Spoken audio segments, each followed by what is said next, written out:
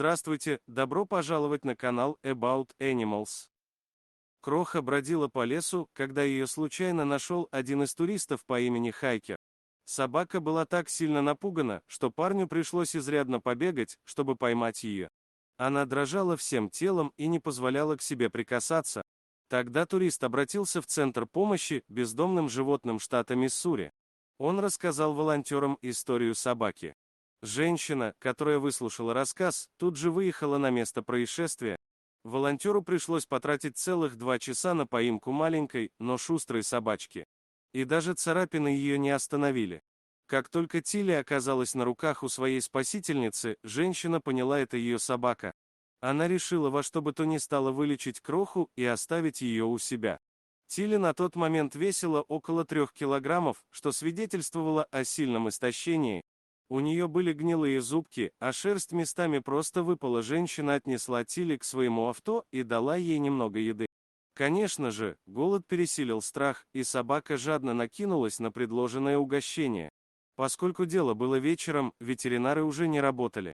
Спасительница отвезла Тилли к себе домой, и та провела ночь на кровати женщины.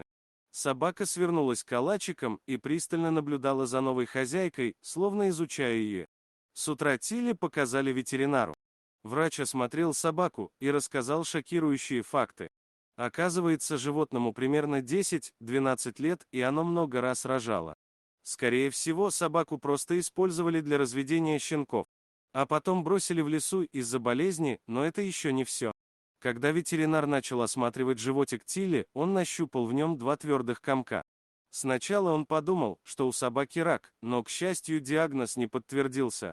Старенькая Тилли просто снова была беременна. Через 4 дня после спасения собака родила 2 щенков. К сожалению, один из них не выжил, а второй Тедди остался жив. Тилли нежно заботилась о своем детеныше и ни на минуту от него не отходила. Когда малыш Тедди подрос, хозяйка Тилли отдала его своим друзьям и смогла вплотную заняться лечением старенькой собаки. Крохи удалили сгнившие зубы, оставив только 10 здоровых зубов. Лечение пошло Тилли на пользу, она быстро поправилась, ее шерсть отросла, и малышка стала более активной. Она подружилась с другими собаками, живущими в доме хозяйки. Любовь и забота творят чудеса. Мы очень рады, что Тилли достойно встретит старость. Спасибо за просмотр.